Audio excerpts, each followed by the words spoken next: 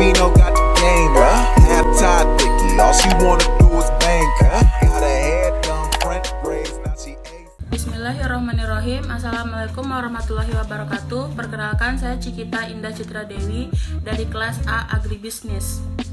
Di sini saya akan menjelaskan tentang filsafat manajemen menurut dua ahli, yaitu yang pertama Frederick Winslow Taylor dan yang kedua yaitu Henry Fayol. Sebelum kita lanjut ke penjelasan ahli, di sini saya akan menjelaskan sedikit tentang apa itu filsafat manajemen. Asal mula teori filsafat manajemen mulai muncul sejak awal abad 19 ketika industrialisasi sedang dalam puncak-puncaknya, terutama di dunia barat. Sejak era industri sampai hari ini, ketimpangan sosio-ekonomi selalu menjadi bagian proses industrialisasi. Pada waktu yang relatif bersamaan, perkembangan kapitalisme menjadi objek studi yang semakin diminati, dan teori tersebut menjadi tumbuh dan berkembang hingga saat ini.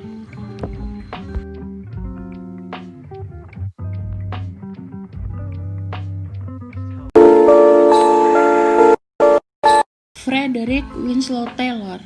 Frederick Winslow Taylor ini dikenal sebagai Bapak Manajemen Ilmiah, menyatakan bahwa manajemen ilmiah merupakan penerapan metode ilmiah pada studi, analisis, dan pemecahan masalah dalam organisasi.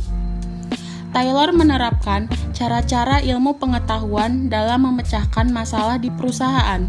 Dari hasil penelitian dan analisisnya, ditetapkan beberapa prinsip yang menggantikan prinsip lama, yaitu prinsip coba-coba atau yang lebih dikenal dengan sebutan trial and error. Manajemen ini merupakan usaha untuk meningkatkan produktivitas para buruh. Dia berpendapat bahwa pemborosan sering terjadi dalam kegiatan produksi karena para pekerja banyak membuang waktu yang tidak sedikit akibat kinerja yang tidak efisien. Taylor menjelaskan filsafatnya. Ia berkata bahwa gagasannya itu berdasarkan pada 4 prinsip.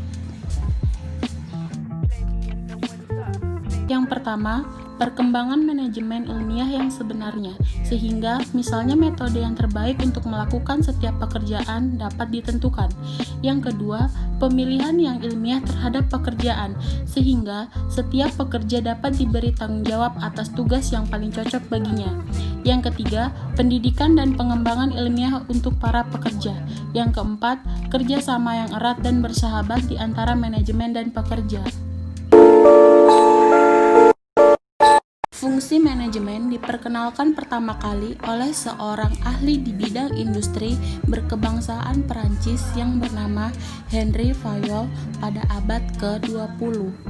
Terdapat 5 fungsi manajemen menurut Henry Fayol, yaitu perencanaan berupa penentuan langkah awal yang memungkinkan suatu organisasi dapat mencapai tujuannya dan juga berhubungan dengan usaha yang dijalankan untuk mengantisipasi kecenderungan di masa-masa yang akan datang dan menentukan sebuah strategi atau taktik yang tepat dalam rangka untuk mewujudkan tujuan pada suatu organisasi. Yang kedua adalah pengorganisasian atau organizing. Prinsip-prinsip pengorganisasian menurut Henry Fayol adalah adanya pembagian tugas pekerjaan, kesatuan pengarahan, sentralisasi, mata rantai tingkat jenjang organisasi. Yang ketiga yaitu pengarahan atau commanding. Pengarahan ditujukan untuk memberikan arahan kepada sumber daya manusia sebagai pegawai pada suatu organisasi atau perusahaan supaya pegawai yang bersangkutan dapat menyelesaikan tugasnya secara baik.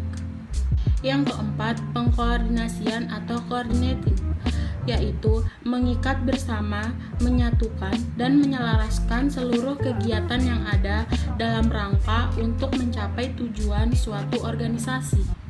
Selanjutnya, Henry Fayol membagi 6 kegiatan manajemen antara lain: yang pertama, teknik produksi, yang kedua, komersial, yang ketiga, keuangan, yang keempat, keamanan, yang kelima akuntansi, dan yang keenam manajerial.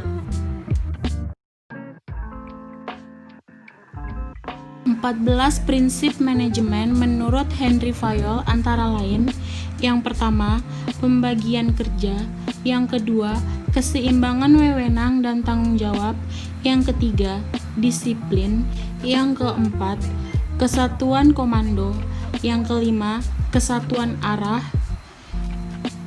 yang keenam, mengutamakan kepentingan organisasi di atas kepentingan individu; yang ketujuh, kompensasi yang adil; kedelapan, sentralisasi; kesembilan, rantai skalar; kesepuluh, tata tertib; kesebelas, keadilan; kedua-belas, stabilitas kondisi karyawan; ketiga-belas, inisiatif; dan yang terakhir, 14, semangat kesatuan.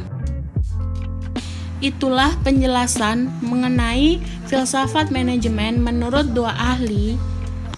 Terima kasih sudah menonton video ini. Wassalamualaikum